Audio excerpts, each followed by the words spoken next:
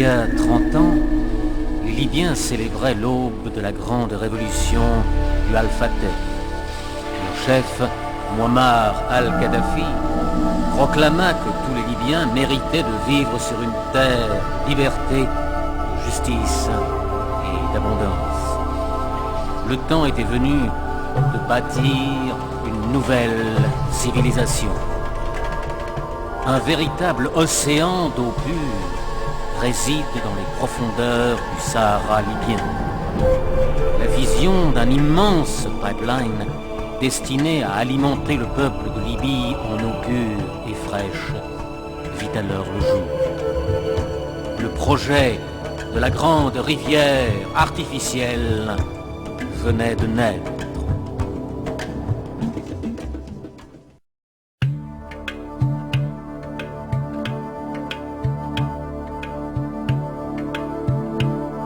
Le plus grand réseau souterrain de canalisation du monde achemine l'eau du plus grand champ de puits sur la Terre à certains des plus grands réservoirs jamais construits.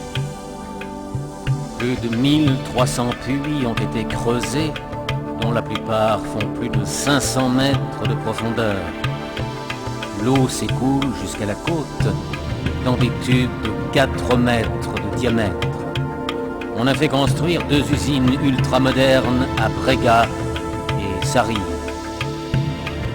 Chaque tube a 7 mètres et demi de long et pèse jusqu'à 86 tonnes. Le principal réseau d'adduction mesure 3500 km de long et est composé de près d'un demi-million de tubes. Le gigantesque programme de construction est soutenu par une infrastructure réalisée sur mesure qui va de la génération d'énergie aux communications en passant par un réseau de voies de roulage et d'usines utilisant les technologies les plus récentes. L'échelle du projet de construction de la grande rivière artificielle est impressionnante.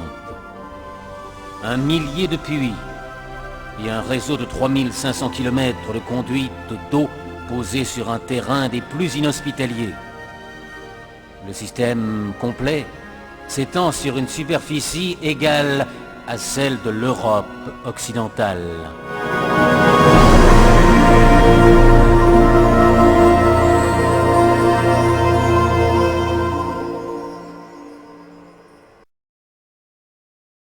Plus de 1 millier de puits fournissent 7 millions de litres à la minute, mais l'eau prend jusqu'à 9 jours pour effectuer son long voyage à destination de la côte. Pendant la plus grande partie du trajet, l'eau s'écoule grâce à la force de la pesanteur, un facteur qui a grandement contribué à la rentabilité du projet. Les centres de contrôle locaux et centraux permettent de gérer les débits et les itinéraires.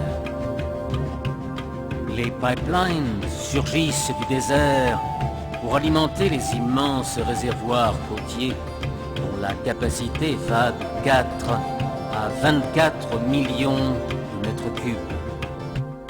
À partir des réservoirs, l'eau est envoyée partout où on en a besoin par des canalisations de dérivation et un réseau secondaire de conduite.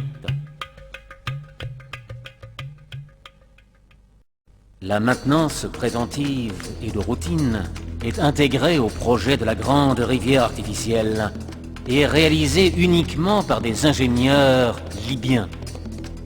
Le pipeline est maintenu sous surveillance constante et la qualité de l'eau est vérifiée en permanence.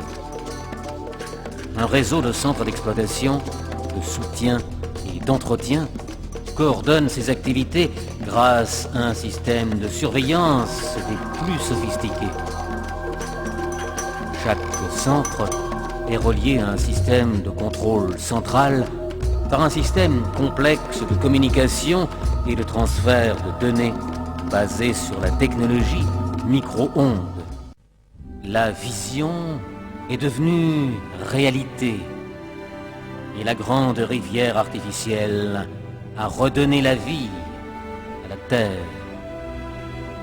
L'alimentation en eau est suffisante pour satisfaire les besoins domestiques et municipaux, mais c'est l'agriculture qui en profite le plus, consommant 70% du débit quotidien. 135 000 hectares de terres fertiles sont ainsi prêtes à produire 270 000 tonnes de céréales, 760 000 tonnes de fourrage et de vastes quantités de fruits et légumes. Les 6,5 millions de mètres cubes d'eau acheminés chaque jour ont augmenté la portion d'eau disponible à chaque citoyen de la grande Jamaïria pour qu'elle atteigne plus de 1000 litres par jour.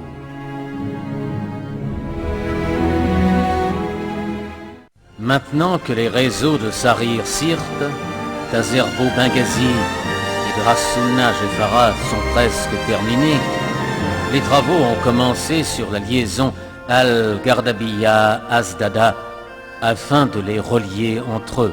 De nouveaux pipelines sont prévus de Jaboub à Tobrouk et de Khadames à Zouara et Zawiya. Un nouveau champ de puits est également prévu à Koufra.